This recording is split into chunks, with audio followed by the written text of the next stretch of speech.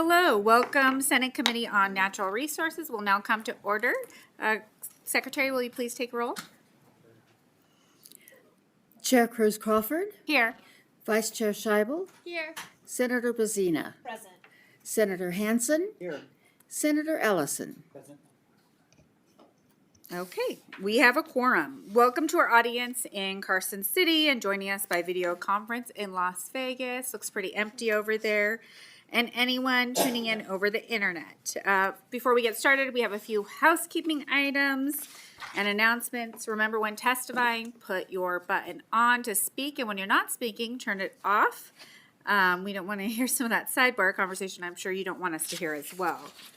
We have listeners and viewers in Las Vegas and online. We are recording this meeting. It's available on the legislative website following the meeting. If you have handouts for the committee, please provide 10 copies prior to your testimony. In addition, exhibits and amendments must be submitted electronically in PDF version to our committee manager, Mr. Carson Winters, no later than 3:30 p.m. on the business day before the meeting. Committee information is available on Nellis, which can be accessed through the legislature's website. You may also watch our meeting through Nellis or our legislators' YouTube channel. We ask public comment be kept to 2 minutes. Written public comment may be submitted before, during, or up to 24 hours following the meeting's adjournment. Members of the public may provide testimony on a bill, either in person or by telephone. And finally, please mute your electronic devices, especially your cell phones, during the meeting. Today is a three-part meeting. First, we're going to be hearing a presentation from the Nevada Department of Wildlife. We're going to be hearing Senate Bill 101, and we'll be hearing Senate Bill 106. So let's get started. If you are presenting for the Nevada Department of Wildlife, you may come up front. Today we have a 15-minute overview presentation by the Nevada Department of Wildlife. We have presenters Ellen Jean, Jordan Gosher, Mike Scott, and Caleb McAdoo. Please begin when you are ready, and I will set the timer to keep us honest and respect people's time. And you may begin when you're ready. Thank you. For the record, Alan Janae, Director, Nevada Department of Wildlife. And up here I've got Deputy Director of Administrative Services, Jordan Gosher, here with me. And if I need a phone a friend, I'll call up the others.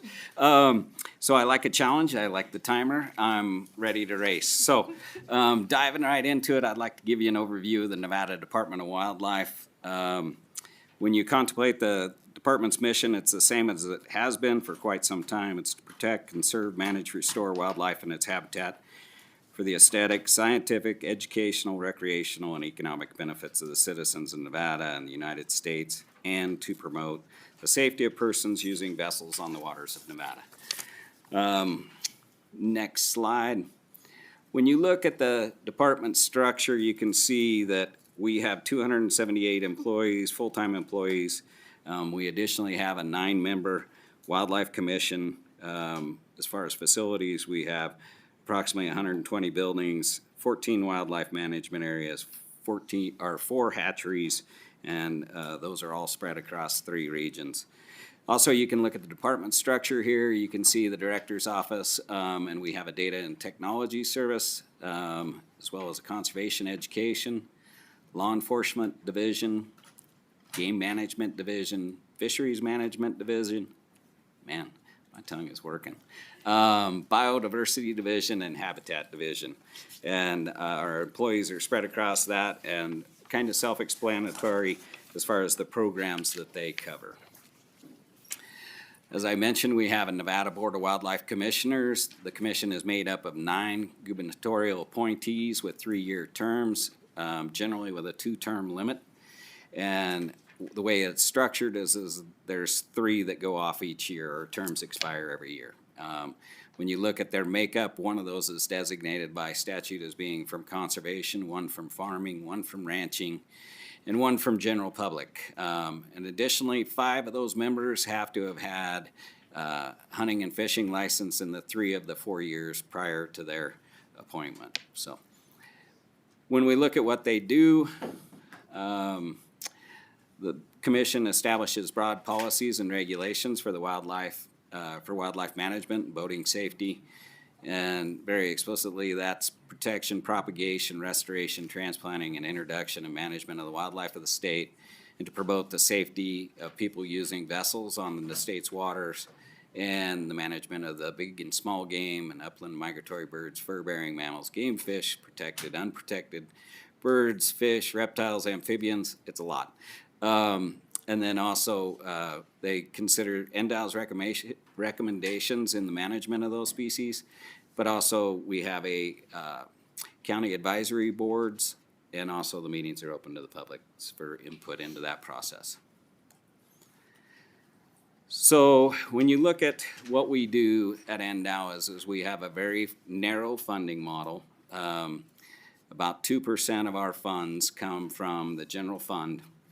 52% are from state fees, and 46% are from federal funds. And so those federal funds are basically excise taxes on fishing gear and hunting gear. Those are non-competitive grants, but that's all rolled up, and that's what helps us manage the 897 wildlife species that we have spread across this very large state, which is the 7th largest in the U.S., and also with the complexity of 85% of that being federal lands, and we are the 5th smallest wildlife agency in the nation. So big state, a lot of species, and narrow funding model. Next slide, please. So I wanted to talk about accomplishments that have happened in the interim between sessions. If you recall, we had the Cave Lake Dam that we were working on. Historically, that dam was created in 1939. It had had different attempts at working on it, raising its height. Basically in 2018, we received a notice from the state engineer's office highlighting the deficiencies of the dam. We were seeing leakage, and we needed to address it for safety concerns. And so in 2021, we began draining the lake in preparation for the restoration of the dam, and we officially began that restoration in 2024, and it is now complete. And the last that I had heard was we were approximately 10 feet from the full, being full. So what we're looking at next, we're working with state parks. We'll do some kind of grand opening, but primarily to the wildlife management in the state of Nevada is we're looking to rebuild that fishery. So we'll be bringing back the brown trout and the rainbow trout that were in there, but we're also looking to introduce smallmouth bass into that system. So that'll increase the diversity of species in there. Another program that we often receive questions about, especially in this building, is our urban wildlife program. These are those human-wildlife conflicts that are around generally urban areas throughout the state, mostly Reno and Las Vegas. When we look at the call volume that we received in 2024, just over 5,000 calls were logged, and 13% of those were related to coyotes. Overall, we spent an estimated, just in the positions that we have that deal specifically with urban wildlife, they spent approximately 3,500 hours resolving urban wildlife issues in 2024. And we do multiple outreach programs to try to educate the public so that they can deal with these circumstances, everything from coyotes to in the spring as we get baby birds that are falling out of nests. And we try to help people understand and be able to solve the problem themselves. And so we do that. Moving on. Something that folks don't often associate with the Department of Wildlife is our boating enforcement and education. As I mentioned, our game wardens serve as the DMV and the NHP of the sea. And when we contemplate our workforce as game wardens, we have one of the smallest forces in game wardens across the United States. When we look at 2024, our game wardens contacted over 1,800 vessels and assisted 81. You probably remember some of the past situations where we've actually had our wardens rescue citizens in boating accidents and things like that. And so when it comes to operating under the influence or dealing with crashes or investigating crashes on Nevada's waters, it is our game wardens who are leading those activities. And so in 2024, we saw a 20% increase in boating education certificates, and since 2018, our boating education numbers are up 187%. And so last year, we began offering paddle sport classes on the water, additionally kayaking classes, kayak fishing classes. Another success that folks don't often associate with Department of Wildlife is our habitat restoration and rehabilitation program. This is something that we take quite seriously because of the challenges with annual invasives and the loss of sagebrush in the state of Nevada. As I've mentioned before, and hopefully you know the number by now, but approximately 50% of our sagebrush in this state has been lost or converted due to annual grasses and wildfire. And so we put a lot of funding into this and work with a lot of partners. And since 2017, we have restored approximately 701,000 acres.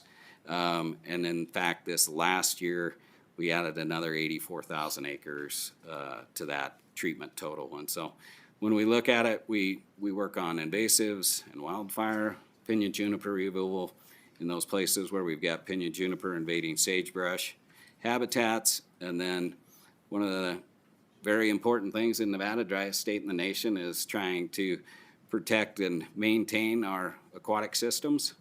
And so riparian habitats, those vegetative areas around wet spots, we spend a lot of time trying to work on those and maintain those so that the wildlife that depend upon them can use them. Next slide, please. Yes, that is. So that's after the treatment. Could you go back one? Yes. Yeah, so if you look at this picture, this is the very same site. If you can notice that little hill in the foreground, that is actually, this is near Eisenhood, north of Battle Mountain. And this is what it looked like after the burn. And I believe that's I think that's a 3-year after picture. And so you can see perennial grasses and sagebrush coming back into that site. So bills that we've got going this session, there are many others being introduced by others, some of them here today. But as far as what we have, as far as Nevada Department of Wildlife, is we have Assembly Bill 59. This bill will clarify that game wardens enforce all Nevada revised statutes. They are Category 1 peace officers. And we're just trying to bring this into agreement within NRS, as there's another section, another chapter that also spells this out as well. We're also dealing with trying to add rabies vectors to our list of species that are illegal to intentionally feed. This is going back to Clark County and Reno, where that urban interface, we have situations where within a block of each other, we've got somebody feeding coyotes, and on the next block over, we've got coyotes biting people. And so we're trying to take care of that situation where it's basically baiting these coyotes into this urban interface and creating problems. And so finally, the last one we're looking at is adding language that will outlaw excrement or bodily fluids that could be possibly carrying chronic wasting disease. And this is primarily cover scents like you see with doe urine, often sold at sporting goods stores. Bow hunters use it to cover scent. What the problem is you can't determine where that came from and whether or not it actually is carrying chronic wasting disease. And with that, I won the race. Is that extra credit? Yeah, I stand for any questions you may have. Thank you so much. You had 3 minutes to spare. Those do not get deposited back in the bank for next time. But I think I had Senator Hansen. Did you have? Sorry, I heard some good questions over there. So I'll We'll let see if Alan likes them. turn that to you, and you can and you can speak Total- directly. I'm sorry. Thank you, Madam Chair. Total budget, what is your total budget? It wasn't on the sheet here. And I am gonna rely on my fiscal lead. All right. Deputy Director Jordan Goshert for the record. So the budget that we are requesting this year for each year of the biennium is close to $80 million. That includes boating and wildlife? Correct. Okay. Second question, actually, it'll probably do more to the next bill. Yeah, last time I checked, you guys estimated about 3,000 lions in Nevada and about 66,000 deer. Is that still accurate? I will call up Mike Scott, our Deputy Director from Resources, and I will make sure that this is an accurate number and not Alright. out of my. Don't want inaccurate numbers if we can avoid it. Mr. Scott? Mike Scott, for the record. I think the estimate of mule deer this year is the same as last year. It's about 68,000 deer and roughly 3,000 lions. The thing about lions is that that is total lions. That includes juvenile lions as well. So roughly 3,000. It might be a little bit higher than that. Okay, and the last time I checked biologically, average lion eats about 50 deer a year. Is that still accurate? Mike Scott, for the record, I don't know that that's completely accurate. A lion can eat 50 deer a year, but they also eat a lot of other things, Senator, so. Oh, I know. But I've read the studies that you guys did and lots of other folks did, and 50 may be actually on the lower end. But anyway, that's all. Thank you, Madam Chair. Thank you. Any other questions from our committee members? I had a small one. One small question to Senator Ellison. Thank you. I see you had brown trout up there. Is that the German browns? Yes, thank you, Senator Ellison. For the record, Alan Janae. Yeah, that's the German brown trout is. Yeah, because I never just heard them called brown trouts. We used to, there was tons of them out there, and we're cowboying out on the Diamond A Desert, up in them Yeah. beaver creeks, and quite a few. Yeah, historically, that was a really good trophy brown trout fishery. And when we went to drain this down, we actually found some very large rainbow trout. So given that history, we want to put that species back in that water. Thank you. Okay, not seeing any other questions from the committee. So your ask this year is 80 million for the state. Traditionally, how much money do you get from the state?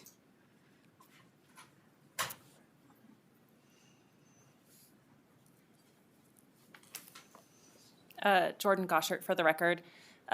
From general fund, is that your question? Yes. It's typically about 2% of our budget. And so the request this year was $80 million, and that's 2%. The 2% of, it's almost $80 million each year of the biennium. I believe it's close to 1.7 million in general fund each year. Got it. Okay, perfect. Any other questions? Okay. Thank you so much. Thank you for all that you do. We appreciate the work. Next, we are going to hear. It looks like you don't have a work address this Oh, sorry. We're going to hear from my favorite senator. Just kidding. We are going to hear a hearing for Senate Bill 101.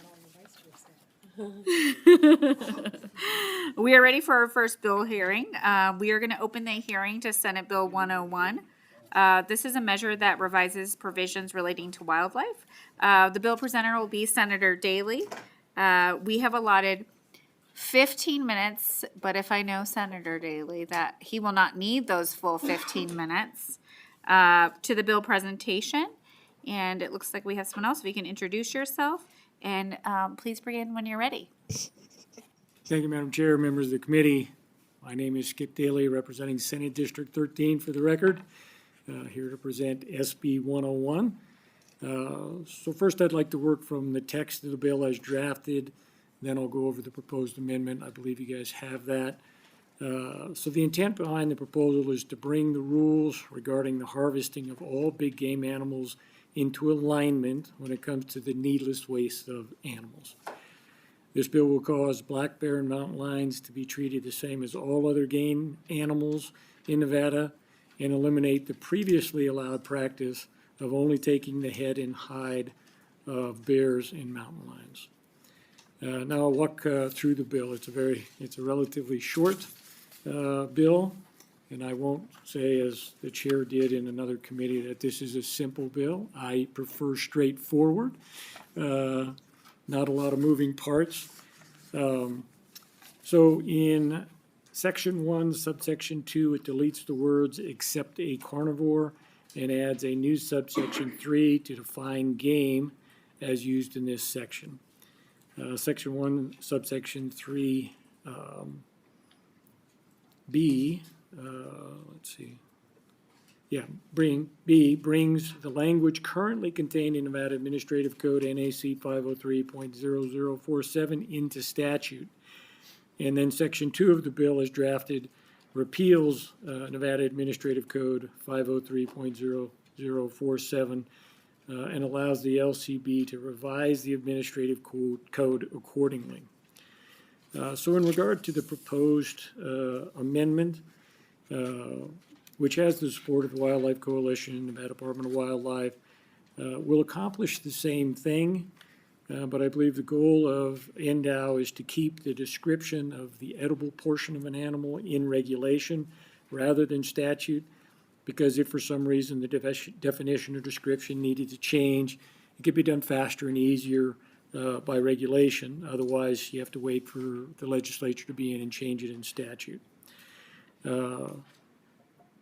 So I don't have an issue with the proposed amendment. And maybe legal can chime in a little bit on that. I'm not sure if it would allow the revision of a regulation like they're trying to propose in the amendment, where only the portion that they need to be removed to make it work is allowed. I don't know if drafting allows that.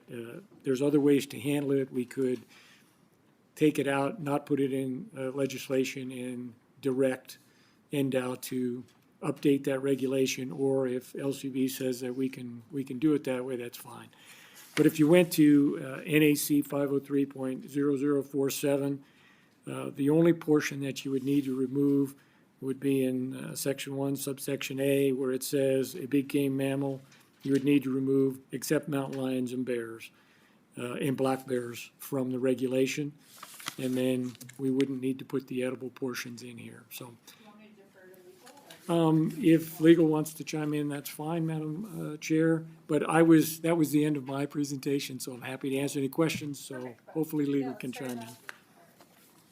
Erin Sturdivant, Legislative Counsel Bureau.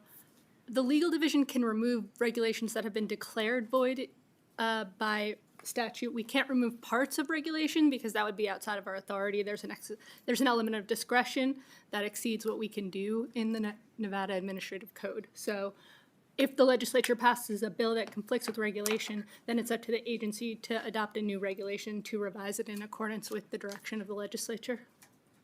And Skip Daly again for the record, that was what I suspected was the case. I hadn't seen that in all the other bills and regulations. I've seen a section of regulation deleted. I've never seen, well, it's only void except for this part.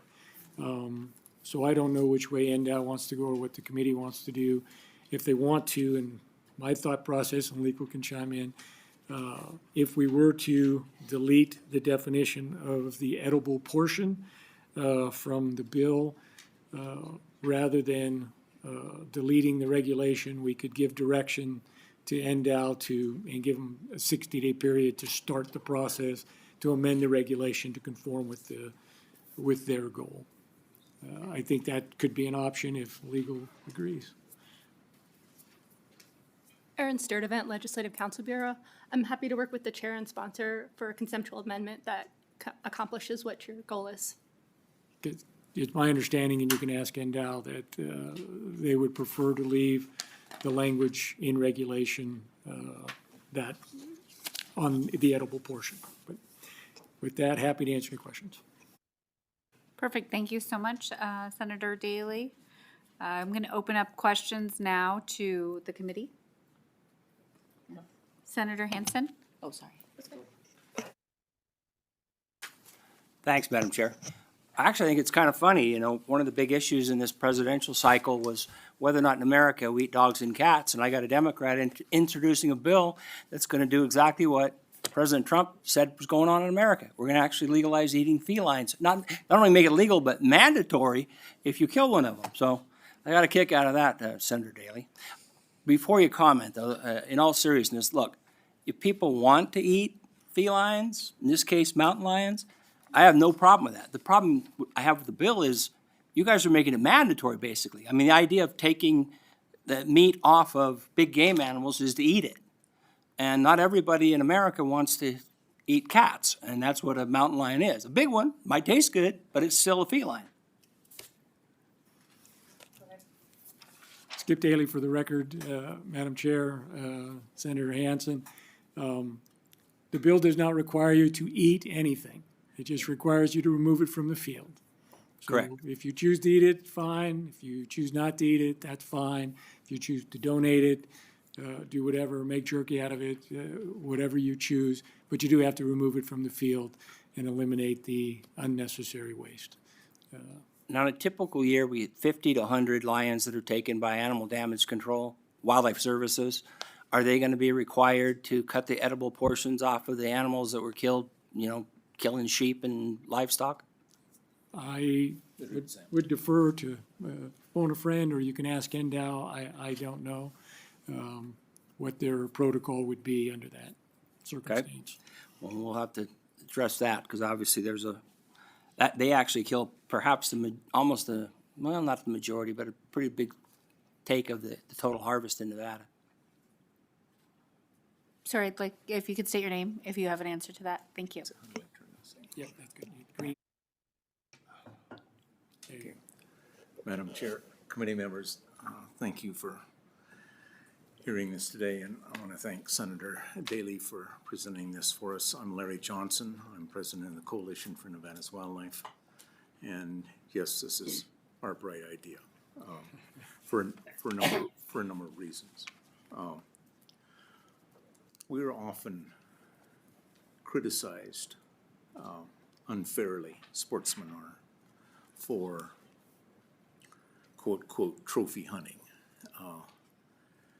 for harvesting animals with no intent to consume their flesh. In this particular case, all sorts of national surveys have pointed to the fact that the general public supports hunting as long as the meat is utilized. I just so happen, as a Native American, I've eaten bears since probably since I could walk, and I've been eating mountain lions in Nevada now for almost 60 years, and it is delicious, absolutely. You smile, but it is bear meat. Bear meat is some of the finest meat within this state. Mountain lion is the other white meat, in that it is only thing I could compare it to flavor-wise is probably a mild pork. Turns white when you cook it, just like a pork chop, and it is Hey, Larry, it is absolutely. The question was, is ADC going to have to take No. the answer is no. Okay, thank you. ADC has But I also exemptions remember, from all of this. the sponsor of the bill said, this isn't about consumption, okay? You're clearly making it about consumption. Because as you and I both know, dogs used to be a delicacy for both Indians and the mountain men in the past. But nobody in this state anymore that I know of promotes eating felines or canines of any sort. So, yeah. All right, thank you, Madam Chair. I've exhausted my opportunity. Thank you. Thank you so much. And I wasn't laughing at the meat. I was just laughing at the funny part is I'm a vegetarian, so is my vice chair. So when you're just appealing to us through the taste, it was comical as well. So I do have a question from Senator Ellison. Maybe you guys can tell me, how many people are killed by mountain lions in the Sierras? There've been women just killed, or Yeah, joggers, or for the whatever. record, Larry Johnson, Coalition for Nevada's Wildlife. Mountain lion attacks are uncommon. There was a young man just on the west side of the Sierras who was killed, I believe, last March by a lion up the mountains from Auburn. I believe there was another lady who was killed by a lion last year also on somewhere in the west slope of the Sierras. There was a teenage girl who was attacked in Virginia foothills along with her dog last year. But those are actually increased frequencies from what we normally see. I'm not aware that there is a recorded incident of a human mortality from mountain lions in Nevada. I'm not aware of it.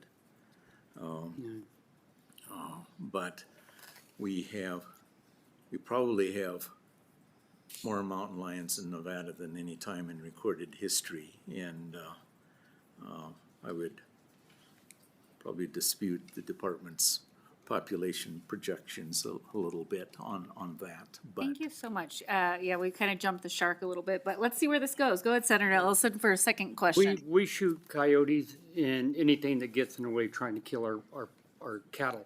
Yes. Which is common. So, if I shoot a mountain lion killing our calves, or you want me to take that mountain lion, gut it out, and take it to the ranch and cook it? That ain't gonna happen. I can tell you, we're losing calves. My brother lost 2 the other day because of coyote. And what was that? If that was your daughter or son or whatever jogging, and you kill that mountain lion because it killed your family, you're gonna take it home and eat it? Come on. This predators are predators, and that's what mountain lions are, is predators. I had one follow us. We tipped a cattle truck over one night, and when we did, we were covered with blood, horse blood, our blood, everything, trying to get back to camp. When we did, we had a mountain lion tracking us all the way back to camp. So that's why we got that law in there. It says if you're a bow hunter, you can carry a handgun. It's because of that reason. I think that you got where you got predators in there. Predators should not be considered. Is if you go get a tag, that's one thing, but open up where you have to protect your cattle or your horses or your children, that's a whole different story. Okay, thank you, Madam. Madam Chair, if I can attempt to respond again. Go Skip ahead, sir. Daly for the record.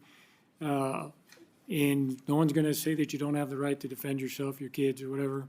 The cattle situation, you would have to, submit to the determination of NDOW whether or not that was legal taking of that animal.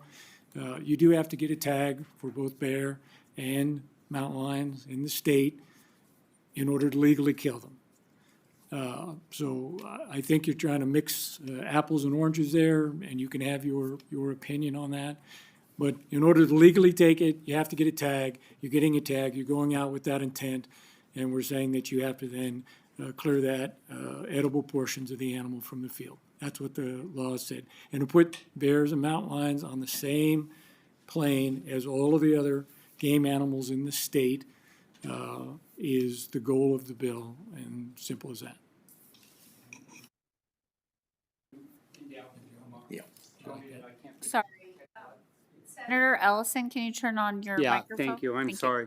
Are you telling me that I can't protect family or livestock if a mountain lion's attacking them? Then there's something wrong with our system. I didn't say that. Your self-defense is a separate issue. So maybe we need to get rid of that end up.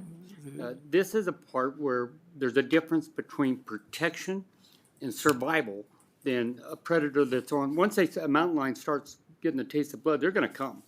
And I've seen horses killed, I've seen lambs killed, I've seen cattle killed, and that is when they're hungry, they're hungry.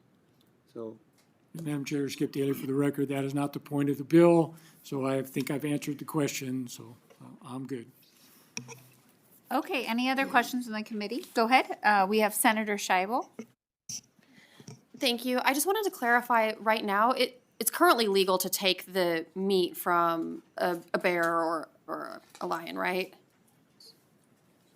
It's legal to take it, you're just not required to. So the so-called, as Mr. Johnson was saying, trophy hunter could just take the cape and the head and leave the rest. Sometimes the paws on bears, that kind of stuff. Okay, and so, with this change, if somebody were to take the meat but they did not want to consume it, what would be their lawful options for disposing of it? Again, Skip Daly for the record, and maybe Larry can answer that. They could donate it, they could dispose of it in any other fashion once they got it home, but they wouldn't be required to eat it. I mean, we can't force people to eat it. For the record, Larry Johnson, Coalition for Nevada's Wildlife. As Senator Daly stated, yes, you can give it to friends. You can donate it, Salvation Army or what, any of the charitable organizations. I was a 30-year director of Nevada Bighorns Unlimited, and one of our big auction items was we would auction off a game feed. And the directors would donate various types of wild game, and the chefs at the whatever casino we were at would prepare a gourmet meal for 50 for the successful bidder. Year after year, those chefs asked me specifically for mountain lion meat. It was the hit of the entire banquet. It is delicious, and not only that, it was somewhat of a novelty, obviously. Okay, I just want to ensure, and it sounds like you're saying that there is an appetite, if you will, for mountain lion meat, and that we're not just encouraging sports people and hunters to go into the field, shoot the animal, drag, hundreds of pounds of meat back and just throw it in the dumpster, because that seems to me to not really solve any problems. Madam Chair, Skip Daly again for the record, and I know Larry would have more explanation as well, but my understanding, and most people that I know that hunt mountain lions or bears use the meat. Most people are already harvesting it. This would just put mountain lions and bears on the same playing field or the same rule schedule as all other game.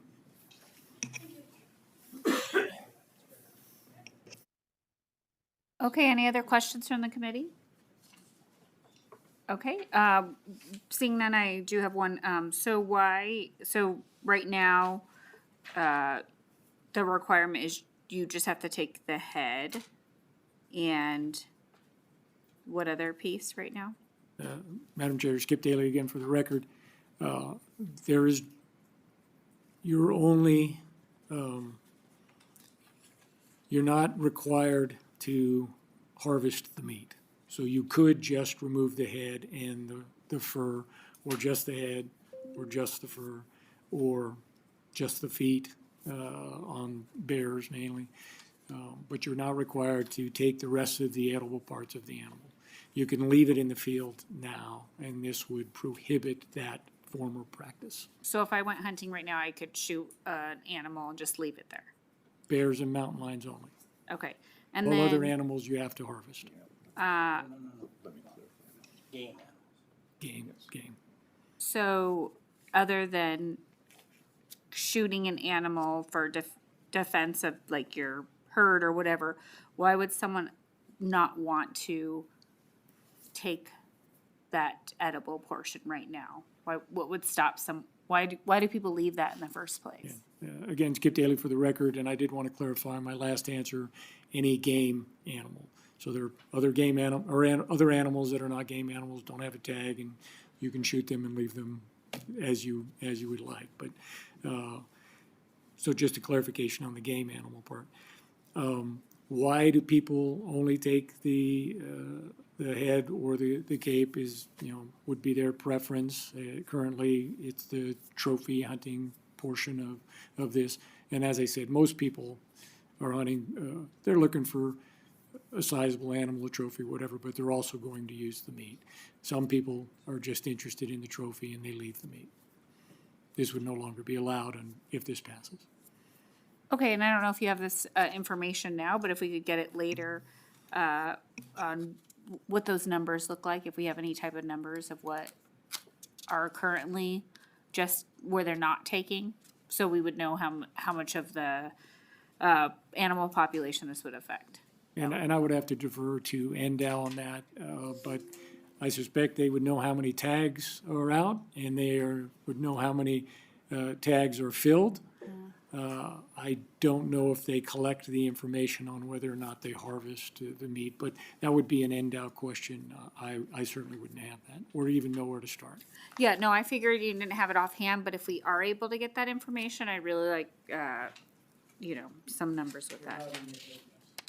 Oh, good. Okay, perfect. You have it right there? No. Okay. Go ahead, sir. That one, okay. For the record, Larry Johnson again. We need to understand that the Department of Wildlife does have a very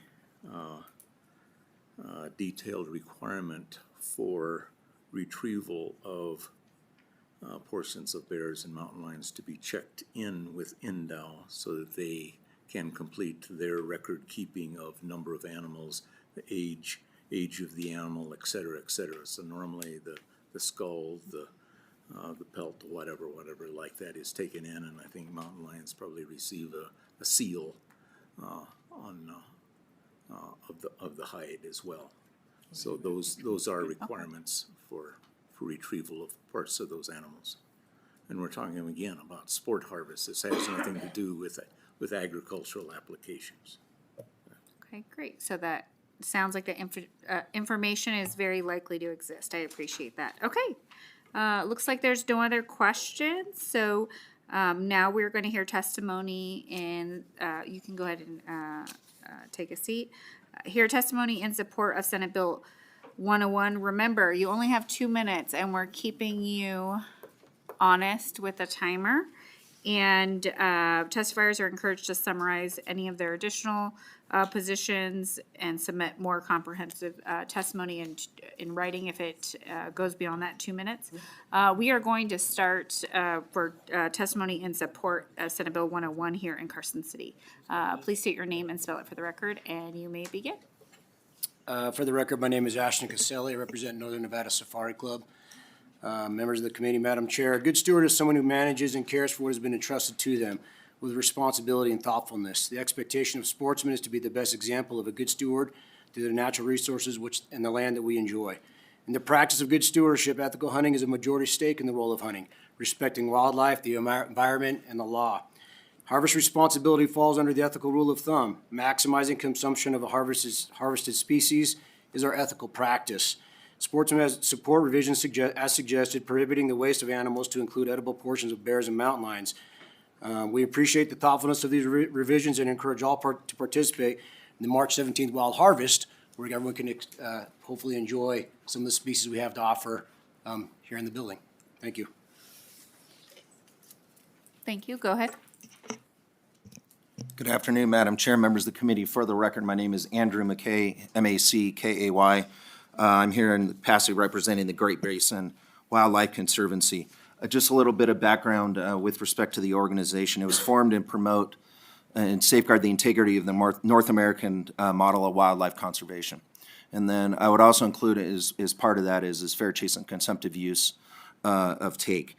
To echo what my colleague said, this is in my opinion, in the organization's opinion, a simple common sense matter. Quite honestly, when I knew Senator Daley and want to thank him for taking the time to meet with me on this, I always thought that you had to take edible parts if you harvest a bear. And I was actually quite shocked that you didn't. And by reclassifying these big game animals, I think it creates consistency across the board. I'd encourage the committee's support of this matter. And I would be remiss if I didn't say that I'm also speaking not only as a representative for this organization, but also as a fourth-generation native Nevadan and a proud sportsman. I've been doing that my whole life, and it's a passion of mine, and hope that the committee will agree with the amendment as proposed by Mr. Daley and consider its passage. Thank you, Madam Chair. Thank you, Madam Chair, members of the committee. Paul Young, on behalf of the Nevada Board of Wildlife Commissioners Legislative Committee. We're here today in support. We thank Skip Daly, Senator Daly, for bringing SB 101. Thank you. Good afternoon. Bryce Pollock with the Nevada chapter of Backcountry Hunters and Anglers, for the record. I'd like to testify in support of SB 101 as we see it as a chapter, as a common sense opportunity for hunters and anglers to continue a long legacy of self-regulation. Thank you. Thank you. Seeing no more comments here in Carson City and seeing no one in Las Vegas, we are going to move into support on the phone lines. AVH, is there anyone on the line wishing to provide support testimony? If you'd like to testify in support of Senate Bill 101, please press star 9 to enter the queue.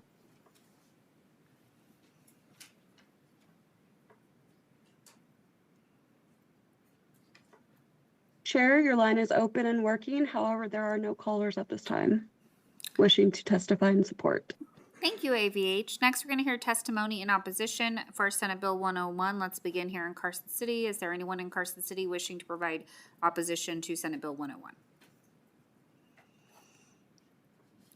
Seeing none here and seeing none in Las Vegas, we're going to move to the phone lines. AVH, do you have anyone on the phone line that would like to testify in opposition to Senate Bill 101? If you would like to testify in opposition of Senate Bill 101, please press star 9 to enter the queue.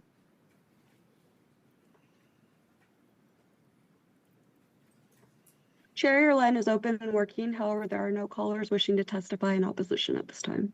Thank you, AVH. Finally, we're going to go to neutral. Is there anyone in Las Vegas, or we're here in Carson City, to provide testimony in neutral? Okay. Looks like there is no one in Las Vegas, so we're going to move to the phone lines again. AVH, is there anyone on the line wishing to testify in neutral for Senate Bill 101? If you would like to testify in neutral of Senate Bill 101, please press star 9 to enter the queue. Chair, the line is open and working. However, there are no callers to testify at this time. Thank you so much. I'd like to invite the sponsor back if they would like to do some closing remarks. We'll give you 2 minutes to do so.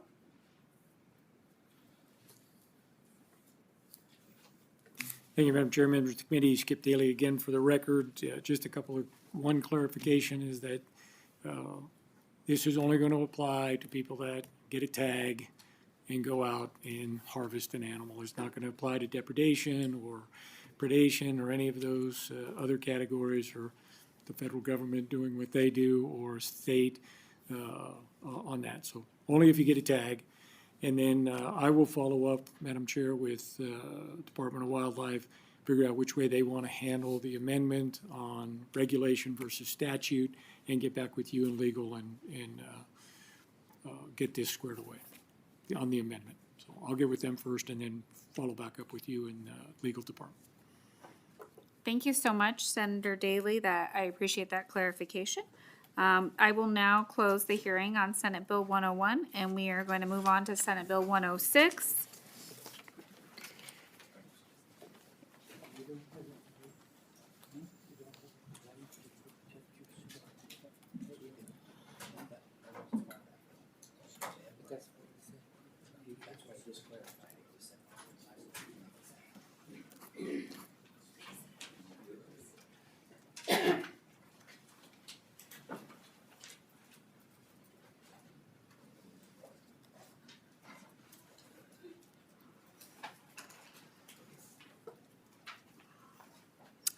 I will now open the hearing on Senate Bill 106 with my favorite senator, Senator Scheibel.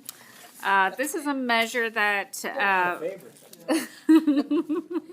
revises provisions relating to the operation of vessels. We have 3 bill presenters. We have Senator Scheibel, Julie Reagan, and David Middlebrook. Please, you are already at the table. We have allotted 15 minutes for your presentation, and we will begin when you're ready. Go ahead and state your name for the record.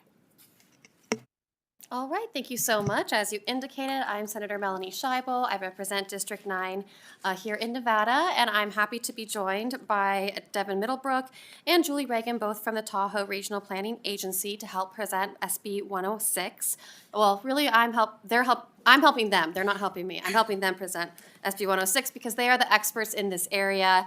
All I did was sit on an interim committee that was graciously chaired by the chair's other favorite senator, Senator Daley. That was the Legislative Committee for the Review and Oversight of the Tahoe Regional Planning Agency and the Marlette Lake Water System, better known as the Tahoe Committee. And just by way of background, that committee met several times throughout the last interim, and at the final meeting, the committee voted unanimously to request the drafting of what has now become SB 106, which is a bill to prohibit the operation of any watercraft vessel at a speed in excess of 5 nautical miles per hour within 600 feet from the shoreline of Lake Tahoe. In other words, it would bring the wake zone in Lake Tahoe to 600 feet around the entire lake. While I know this is a policy committee, I would like to address the small fiscal note that was submitted by the Nevada Department of Wildlife. I think they have estimated they're being careful in ensuring that they have enough money to cover the cost of updating their handbooks. There's no cost for enforcement. There's no cost to change any kind of system in the state of Nevada. The only cost would be if we truly cannot find a way around spending thousands of dollars to reprint a couple of manuals.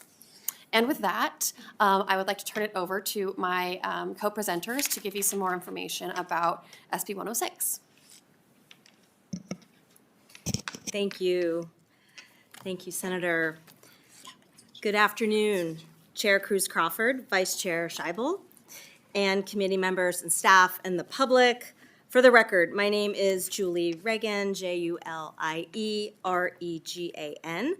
and I am the Executive Director of the Tahoe Regional Planning Agency. Joining me today, to my left is Devin Middlebrook, TRPA's Government Affairs Manager, and then also to my right, the Fire Chief of our local fire protection district, Tahoe Douglas Fire, Scott Lindgren, and he is going to wrap up our comments, and we'll stick within our time.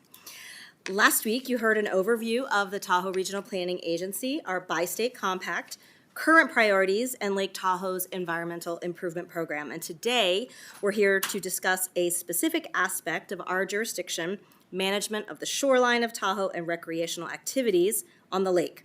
Historically, much of the shoreline of Tahoe was privately owned. In 1971, for example, only 13.5 miles of Lake Tahoe's 72 miles of shoreline were in public ownership. That figure has more than doubled to 34 miles, nearly half. Our bi-state compact directs the agency to develop plans for 2 areas related to the shoreline and waters of the lake. First, we must plan for the conservation of the shoreline and submerged lands. Second, we must create a recreation plan for development and use of recreation areas, including beaches, marinas, and protecting the environment. During the summer, nothing beats spending the day at the beach or on the crystal clear waters of Tahoe by boat, as you can see in the beautiful picture of Sand Harbor to my right, to paddleboard, kayak, or the giant inflatable flamingos that you might see on the lake. We want to ensure that people can safely access and recreate on the public beaches and waters of the lake. Relevant to today's hearing, I'd like to take us back a few years. 28 years ago, in fact, our governing board adopted a 2-stroke carbureted engine ban and established a 600 no-wake zone from the shoreline of the lake to mitigate boating impacts to noise, safety, water quality, wildlife, and fisheries. Following this adoption of the rules, the Nevada Legislature passed Senate Bill 510 during the 70th legislative session back in 1999. This codified TRPA's shoreline regulations into Nevada Revised Statute, Chapter 277.215, and the language referenced back to our own Code of Ordinances. Fast forwarding a couple of decades, we've worked collaboratively with stakeholders at the lake to update our shoreline plan, and back in 2018 that passed. This guides shoreline development, including marinas, piers, buoys, and recreation along Tahoe's shoreline. Our 2018 shoreline plan continues Tahoe's 600-foot no-wake zone. In adoption of the updated plan, we updated Code of Ordinance sections which have created an error in Nevada law referencing our old shoreline chapters. So this brings us to where we are today at Senate Bill 106. The intent of the bill is to amend Nevada revised statute to match our new code sections. The requested changes would ensure that existing TRPA shoreline regulations are accurately reflected in state law, essentially, technically cleaning up the laws. In recent years, there's been an increase in popularity of paddling at Tahoe. For example, in 1997, stand-up paddle boards were a rare, if any, sight at all on the lake. And today, recreation surveys have found that paddleboarding is one of our more popular summer activities. The increase in people swimming and paddling near Tahoe's shoreline emphasizes the public safety importance of our 600-foot no-wake zone. In researching the history and implementation of these regulations for today's hearing, we noticed that our 600-foot no-wake zone is not included in the Nevada State Law Guidebook. This causes confusion for the public about how to safely recreate on the lake. It also hampers public safety agencies who patrol Tahoe's waters in partnership with TRPA to educate and enforce our boating laws in Tahoe. To highlight this last point, I just wanted to share two images from public outreach materials. The image on the left in the slide is from TRPA's Boating Safety and Navigation app, which our team created. The screenshot shows the 600-foot no-wake zone in red on the map. On the right side of the slide is the Boating Law Handbook, which features an image of Tahoe on its cover. And as you can see from the excerpt, there's no reference to our new wake zone, so we're looking to clean this up. Again, this can cause confusion among the public about how to safely boat on the lake. Here are the requested changes in Senate Bill 106. The first two bullets on the slide show the requested language update in existing NRS Chapter 277.215, which fixed the now outdated references to TRPA shoreline code sections. We're also requesting that the 600-foot no-wake zone be added to NRS Chapter 488.600. This chapter contains other boating regulations in the state, and Tahoe's 600-foot no-wake zone would be added directly to this section to provide clarity on boating rules. This should reduce confusion and ensure consistency for all of our partners in the law enforcement community. TRPA has worked with many interested partners at Tahoe, including public safety agencies, boat rental companies, nonprofits, and lakefront property owners to ensure clarity of boating rules at the lake so that we can all enjoy Lake Tahoe safely while also preserving and protecting the environmental health for the future. I'd like to invite Chief Scott Lindgren to discuss a few elements that are related to his authority as a fire chief and also their role on the lake. Awesome, thank you. Hi, I'm Scott Lindgren. I'm the fire chief for Tahoe Douglas Fire, which is the Nevada portion, Douglas County portion of the Nevada part of the lake. We actually provide one of the primary fire and rescue services on the lake with water rescue and fire from our fire rescue boat. And it stays on the water year round, which is, there's other rescue boats that'll come on during the season, but the Tahoe Douglas boat stays on year round, and it actually protects the entire lake, both the California and the Nevada side, for those types of emergencies. And I'm also the chairman of the Lake Tahoe Regional Fire Chiefs Association, and I'm here just to speak in support of Senate Bill 106. Just simply put, it's going to make it safer at the lake and safer for everybody if we can control where the paddle boarders and the swimmers and everybody is. Thank you. Thank you, Chair. That concludes our presentation. We appreciate your consideration of SB 106. Thank you. I would like to start with my favorite senator, Senator Bazina. She has a question. Thank you for adding me to the list, Chair. Just so I understand, so you're looking to amend NRS just to be in line with the current TRPA code of ordinances. And then I guess my other question is, does California have this in statute as well? Thank you, Chair and Senator. Julie Reagan, TRPA's Executive Director. Yes, we are looking to be consistent between TRPA's regulations and Nevada, which had been done previously. We need to clean up those references. And we are doing the same thing in California, working with the legislature there to correct so that it's uniform state to state. And one other question with our chief here. How often do you see people breaking those ordinances on the lake? It actually depends on the time of year. 4th of July and Celebrity Golf Week on the Nevada side is very, very busy for us. And we see lots of violations during that period of time. There's lots of enforcement by the law enforcement agencies, including NDOW's boat. We work with them a lot. But we do have quite a few incidents where we have to perform water rescue year-round, especially in the summer. And to be honest, one of our biggest offenders is all the rental boats and the rental jet skis, because people come and rent those things and they might not be really good boaters or jet skiers, and sometimes they have alcohol, and it creates lots of problems when they don't follow the rules around other people. So lots of people running into each other and that kind of stuff. Thank you so much, and thank you for the presentation. We're going to start with Senator Ellison. Thank you, Madam Chair. And I understand why it's such a beautiful lake, you want to save it. It's only, Yeah, sorry. yeah. Question I've got is there markers out there that says you can't wake? I mean, I see a couple red things out there. I don't know if that's markers say you can't go beyond this, or is that how you determine where the 600 feet is? Yeah, thank you for the question. Devin Middlebrook, TRPA for the record, MIDDLEBROOK. So currently, there's not a buoy on every square inch of our shoreline. Right, I We agree. obviously want to also preserve that scenic beauty. Actually, just prior to this hearing, I was having a conversation with Endow and the chief there about that. And there are currently buoys at 200 feet around the main boat ramp. So Sand Harbor, Cave Rock, Zephyr Cove, those areas have those buoys. So we were discussing how we can work together to support making sure that the 600-foot buoys are clearly delineated in accordance with Nevada statute, Nevada law, and balance that. That's also why we have our boating app. So we recommend people download that boating app, which has GPS location and that big red zone in that 600-foot zone. So people can pull up their boating app and see exactly where they are on the lake and whether they're in or out of that 600 feet. Follow up, ma'am? Senator Ellison. Go ahead.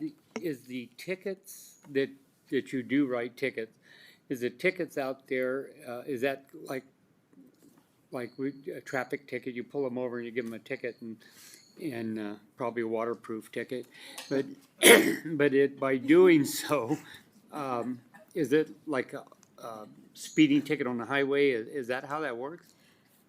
Chair, thank you. I can speak to that.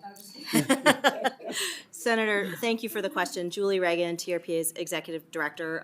I'll defer to the fire chief to jump in. But first, it's a wonderful question, and I think it's important to note for the committee, our agency, the Tahoe Regional Planning Agency, does not have law enforcement powers. We educate. So we have a watercraft crew that's on the lake all summer, essentially from Memorial Day to about October. And we are educating. We have a signage that, indicates that you hold up that's, like slow down, no wake zone. If it's an egregious violation, I also have Steve Sweet, who is the compliance team manager in the audience from TRPA, and he manages the boat crew. We also can get the boat registration numbers and send correspondence. And if it is an egregious violation, we can bring that to our governing board for a penalty settlement discussion. But that is why this is so important, because it allows those with law enforcement powers in local jurisdictions to operate from the same set of rules, and they have more enforcement powers than we do. So, Chief, did you want to jump in? Yeah, so obviously Lake Tahoe is a little bit complicated, multiple agencies with 5 counties and 2 states, so lots of law enforcement jurisdictions that all come into play. On top of the United States Coast Guard also has a station there and actually has the navigable waterways responsibility, but they defer a lot of the accidents and the rescues and sinking boats and stuff like that to the other agencies at the lake. And so most of that, they can absolutely write a ticket like you're talking about for speeding and for drunk driving of a watercraft and that kind of stuff, littering, that kind of stuff. But most of the time for the no wake zone and stuff like that, it's just an education. It's to get them to slow down, be safe, that kind of thing. And so they like to try to educate them first, and unless it's something really bad.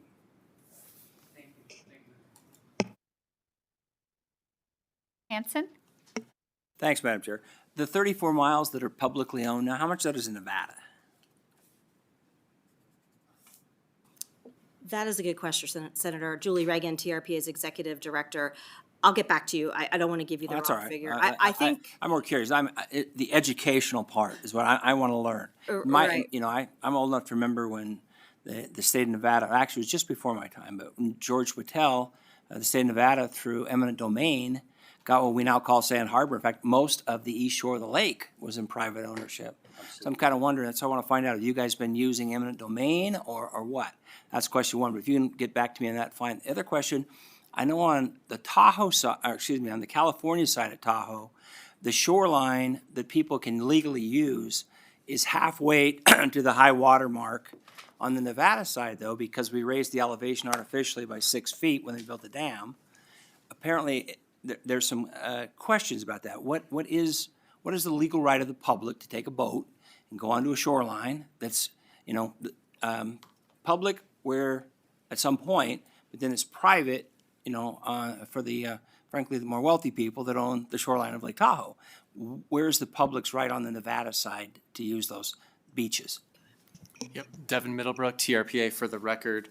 As you, on the first question about the public shoreline access, you did note correctly that most of the east shore, at least the northern part of the east shore of the lake, is publicly owned and really one of the largest uninterrupted stretches of publicly owned beaches at the lake, but we will follow up with those specific numbers. Thank you. For access to the lake, you rightly pointed out about the bridge, the dam in Tahoe City on the Truckee River that added 6 feet to the lake. So on the Nevada side, we refer to that public easement. The public access is below the water line as defined by below the low water line, which is the original rim of Lake Tahoe at 6,223 feet in elevation.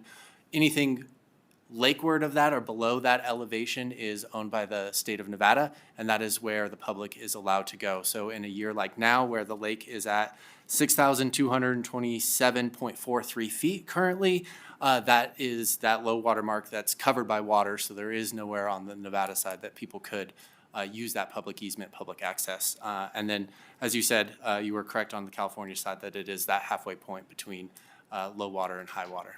Yeah, but I was kind of wondered why the difference, because honestly, you know, except in drought years, you basically have huge sections of what theoretically should be publicly accessible water, you know, beaches that touch the water that people can't use except the very wealthy people that get the opportunity to own those private lands. So anyway, it's been kind of a contentious issue for me for a long time. I think people should be allowed to use the shoreline of a public lake. And in California, they did it right, and our side, we haven't. So anyway, but a lot of legal questions in that. Thank you, Madam Chair.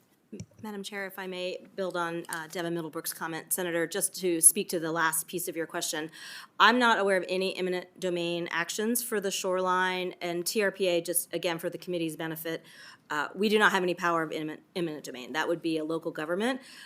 The acquisitions over time have been supported through Land and Water Conservation Fund dollars, Santini-Burton dollars, or Southern Nevada Public Land Management with willing sellers over the period of many decades. So that's my understanding. And we will run down your other question and get back to you.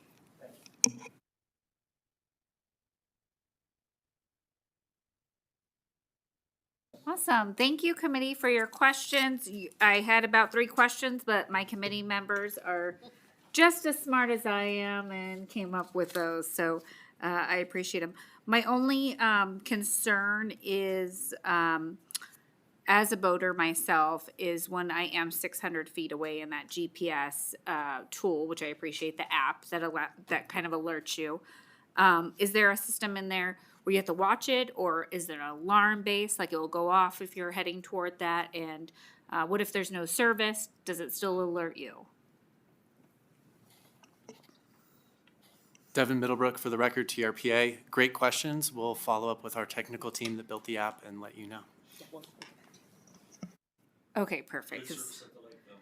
I just don't want to get in trouble, or at least I want to be like, it wasn't working, it's not me. I didn't. Yeah, okay. Well, I appreciate this, and so now we are going to hear public testimony in support of Senate Bill 106. So if you are here to provide testimony in support, You may approach. Okay. Next, we are going to hear testimony it doesn't look like anyone is in. Yeah, we don't see anyone in Las Vegas, so we're going to go to AVH. If anyone is online wishing to provide testimony and support, please let us know. If you would like to testify in support of Senate Bill 106, please press star 9 to enter the queue.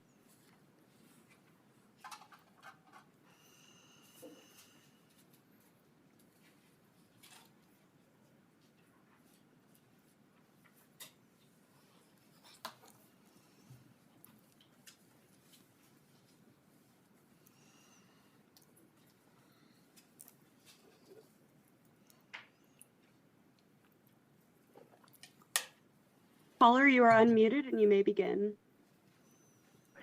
Thank you. Good afternoon. My name is Becky Bell. I'm the project manager of the Lake Tahoe Water Trail. I'm here today to state our support on behalf of paddlers and for the No Wake Zone ordinance, and on behalf of the Lake Tahoe Water Trail Oversight Committee, which is a bi-state partnership of land managers, including Nevada State Parks, lakefront owners, and our conservation and regulatory agencies. The Lake Tahoe Water Trail is a TRPA, lake access, infrastructure, and public education environmental improvement program project for non-motorized watercraft users, primarily paddlers. The water trail infrastructure connects designated public launch and landing sites along the 72-mile shoreline trail that includes facilities and educational wayfinding signage to help paddlers to safely access and navigate our multi-use lake, learn how to prevent the spread of AIS, and to protect the lake. No-wake zones are a key component of our water safety education program that we call Paddlers or Boaters 2, that are targeted at visitors and residents, and it promotes life jacket usage and compliance of Nevada boating and regulation rules. It's also designed to support our Coast Guard, NDOW, and Tahoe Fire District Water Rescue Division public safety campaigns and operations. Above all, the no-wake zones help our Tahoe Basin paddle businesses and land manager partners to promote and encourage the safety benefits of staying closer to shore, where paddlers and all lake users, especially beginners, can feel more confident and learn how to navigate and follow the water trail map paddle routes to find public beaches with facilities to rest, check the weather and their gear for AIS, and where paddlers and lake users can protect the lake. Thank you for your support, your continued support of NDOW and TRPA, non-motorized boating public education, and the Lake Tahoe Water Trail. Thank you.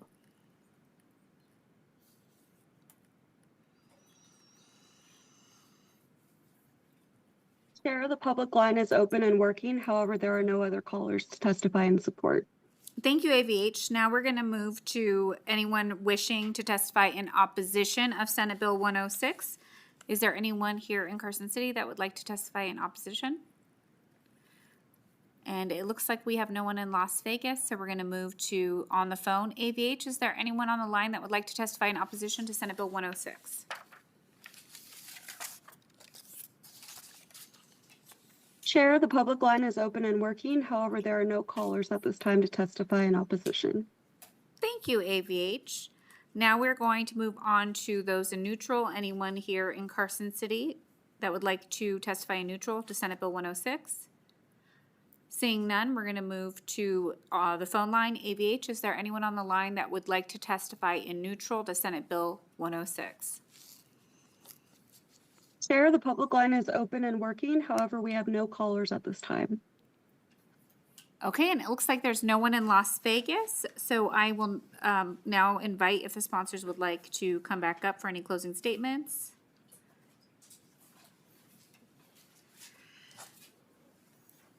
Go ahead when you're ready. Thank you, Chair. Julie Reagan, TRPA's Executive Director. Just really appreciate the thoughtful questions of this committee and to let you know that we'll make sure to run down any last-minute questions that came up and appreciate your continued support for the lake. Thank you so much. I'll now close the hearing on Senate Bill 106, and this brings us to our final business, which is public comment. Please remember, public comment is limited to 2 minutes per person.